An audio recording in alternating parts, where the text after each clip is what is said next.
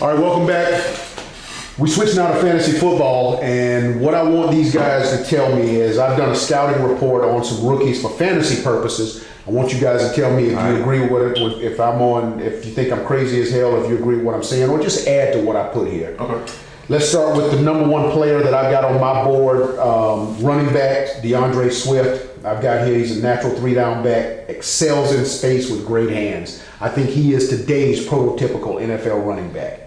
And I think whoever gets him is going to get a hell of a player. Man, I'll make this real easy for me. That's a no-brainer. I think he definitely will contribute to whatever team picks him up in the draft. Agreed. Well, I agree with both of you. The only thing I would say, well, not the only thing, I hope and pray that he gets a chance to find a way onto the Kansas City Chiefs. Ooh. I just feel like that would be Nasty. must-see TV. Oh my God. You going to give them another weapon like that? Right. Number two, Jonathan Taylor. I've got here ideal size for running back and blazed a 4.3 at the combine, which I never saw coming. The downside that I have with him is he doesn't make people miss. And my biggest concern with him is the volume that he had in college. 968 touches in 3 seasons at Wisconsin. If he goes That's to a a lot squad of that has a good offensive line and a potential fullback, or even another running back that they can pair him with to cut down on those number of carries, I think he's definitely the type of running back. But see, now what we're talking about is fantasy impact. So, I know. You know, Can he score? I think he can score touchdowns. You I like already it. talked about how he just bulldozes. So that makes him an instant red zone touchdown potential maker. Goal line guy. Yeah, goal line guy. so fantasy-wise, I certainly like him. In a PPR type league, maybe not as much. I like him Because he may not be heavily In involved. a dynasty In type, fantasy, in a regular fantasy lineup, that might be based on the wear and tear that he has on his wheels. I like him early in his NFL career. Was not like him late. I mean, I guess you can say that for any running back. But I just feel like he only has a limited amount of so carries. we don't believe in his receiving ability. That's really the question, I think, of what we're asking. And we haven't really seen it. Right. They didn't really ask him to do that. But that 4.3 definitely lends to, hey man, Didn't see that coming. Somebody will fall you in can love. catch the football. No doubt, ain't no doubt. With his production and that 4.3, All right, then I go to wide receivers. Now, it's no doubt that wide receivers have a longer career than running backs, and these guys are good to get in dynasty leagues. The wide receivers that I got, CeeDee Lamb, highly productive big play threat who excels with the ball in his hands. Averaged a ridiculous 21.4 yards per catch at Oklahoma. in today's NFL, he's definitely the kind of guy you want to get on your fantasy football team. Yeah. So I'll just leave it at that. Agreed. You're wrong. No, I agree. I still think it matters where he goes. Absolutely. I think that's a huge Yeah, thing because yeah. if he's asked to be a number one right away, it just depends on where he goes. Yeah.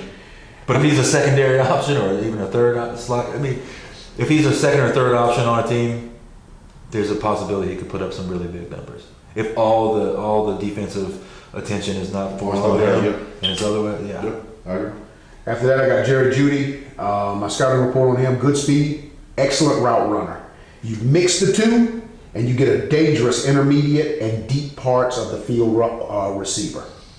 I'm on record saying I think he's one of the best, most impactful players in this year's draft. So, and again, with the wide receiver, it definitely. I mean, well, it matters with anybody, but depending on what team he goes to, where's See, his that's draft? I think the only thing that's going to matter for him is what team he goes to. Does he go to a team that can get him the ball? And I think that, we're going to come back and discuss this once we know where players landed, but landing spot and coaching absolutely matters.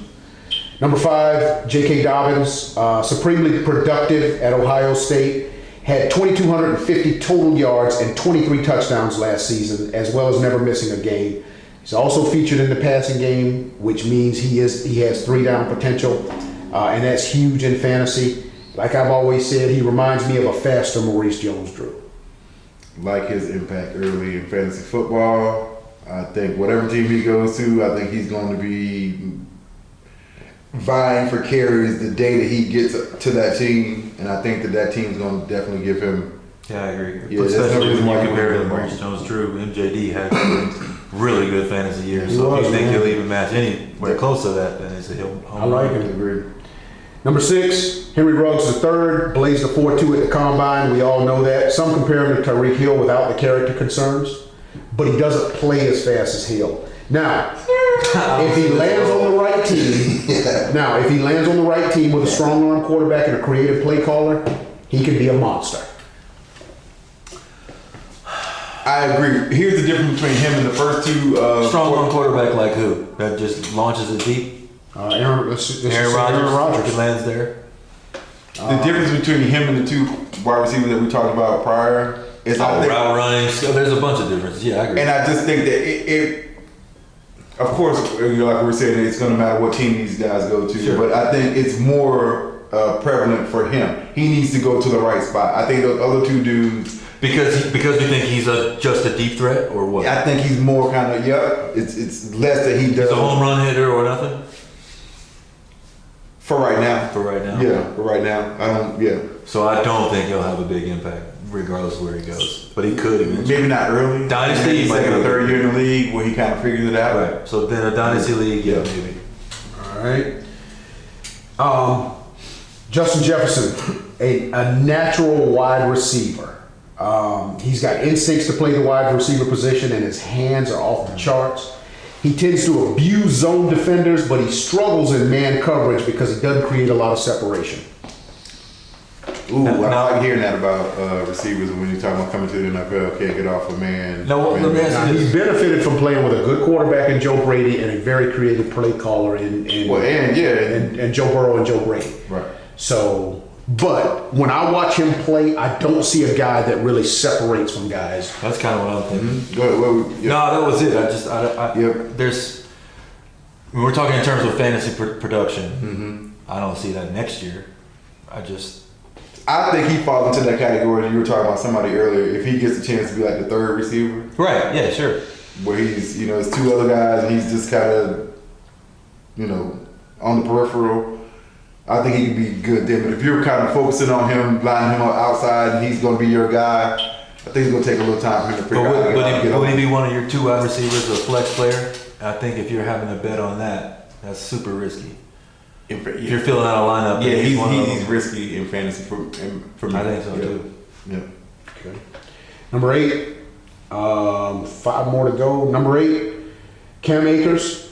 Love him. Very good athlete that produced on a team that wasn't very good. Tough interior runner, speed to the outside, but more specifically, he's got good hands, meaning that he's got 3-down potential. I do like him. I think he's going to be a second-round pick in the NFL draft.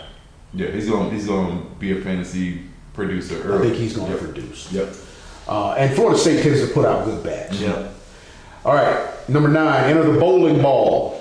Clyde Edwards-Helaire.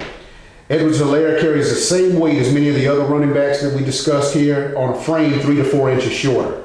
Quick feet, great instincts, tough interior runner, can make people miss, and is tough to bring down because he's like Frank Gore. He gets so low to the ground, you never get a good hit on him. Good receiver out of the backfield. The one downside is he doesn't have home run speed. And he's not going to beat NFL linebackers to the edge, but there's a lot to like here. Because of his frame? I do like him because he lacks the home run speed, like I said. Yeah. He's a tough interior runner, but he's not going to beat Touchdowns, goal line, stuff like you. that? I do think he can beat. I do think he's got some 3-down potential. Mixed in with a lightning back somewhere? With a... See, I think he can be that guy. Yeah, me too. I think Even though you think be he can't that get to guy. the outside? I do think he can be that guy. I don't know about LSU featured him in the passing game. He did catch balls at I don't LSU. know about his fantasy impact early. I kind of feel like he's going to be a guy that's. A rotational, a guy that comes in that's mixed. I think he's going to have to prove that he could be that guy. You know what I'm saying? I think he's going to prove it to whatever organization, and then he might evolve into that guy. I don't think he's going to be from day one kind of that guy. So for fantasy, I probably wouldn't. Right. Don't think he's going to be a lot this year. All right. Number 10, T. Higgins. Higgins is dropping on my board. Me too. Higgins decided not to compete at the combine. He gave this weak ass excuse that because he played in the national championship, he didn't have the amount of time to get ready for the combine. He said what now? Some bull. Some bull. He said because he played in the national championship, he didn't have the amount of time to get ready for the combine as everybody else did. Well, there's other players that played in the playoffs. They were there. And they were also there. Come on, man. Please. He's not the pure athlete that Lamb, Judy, and Ruggs are. Yep. but he does come with a large frames. He can win the 50-50 balls. And that reminds me a lot of a guy like Des Bryant that when he was younger could go up and win the 50-50 ball. Greg, let me ask you this. Why would a guy like that make that decision and say that because he played on that? Because he knows he's not going to run well. Okay. Right. He knows he's going to have a slow So you 40 think he's time. hiding something? He knows he's going to have a slow 40 time. He's not going to test well when it comes to the on the field drills, and he's afraid of his stock dropping even more. That's why he does that kind of Okay. shit. His agent has gotten in his ear and said, "Look, let's just wait for your pro day. Don't do it."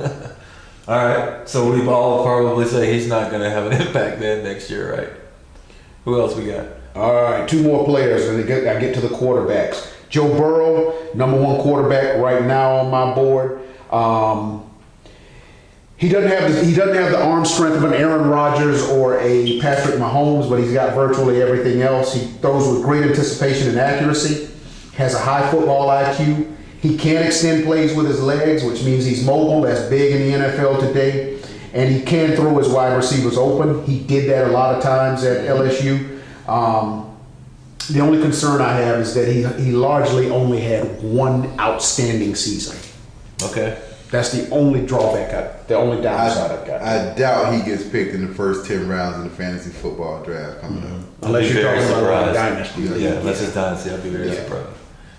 If he's, you're reaching. If he's, You're he's reaching. I don't think he's right. Dynasty, yeah, you might have something maybe, but Oh no, he's definitely worth taking in a dynasty league. right. But not next year. He ain't gonna give you a bunch next year. All right, last player I've got on my board, Tua, supremely productive dual threat quarterback. Coming into the season, before the devastating hip injury, was being viewed as the most NFL-ready quarterback since Andrew Luck. Good arm strength, good feet, checks all the boxes. Pocket presence, awareness, and throws with anticipation. Can throw from the pocket as well as move around in the pocket. The only concern, and it's the biggest concern, Injuries. is durability. He's been injured every single year he's played in college, and that is a huge concern. Well, let's just say he's not hurt. I think he has the opportunity to make, out of the quarterbacks this year, he's definitely the one who has the opportunity to make the biggest impact fantasy-wise from day one. All right. Ditto. I mean, I mean, out of the quarterbacks that are going in the draft this year, I think he has the potential to be the best this year in terms of fantasy. of helping your fantasy team. And in keeper and dynasty leagues, yeah, he'll be a guy that I would take a risk on. Yeah. You know, if the timing is right, and I don't have a shot at Burrow, and I need a quarterback for my keeper or dynasty league, he's a guy I'd take a shot on and just roll the dice with his talent. Sure. All right. No doubt. There it is. We are going to come back and talk some more fantasy football when after the draft, because then we'll actually know where players landed. It'll be easier to talk about their fantasy impact. Definitely comment. We hope you enjoyed the show. As always, I love chopping it up with my boys, but we hope you enjoyed the show. Again, if you agree with us, let us know. If you think we're crazy as hell, let us know. Let us know what you think about our mock draft. If you enjoyed it, we definitely hope we did your team well. If you think we're crazy as hell, let us know. And we'll be back. We're going to keep this thing rolling after the draft. We're going to come back and talk about some post-draft picks and what's going on around the world of sports. Thanks, everybody, for tuning in. Take care.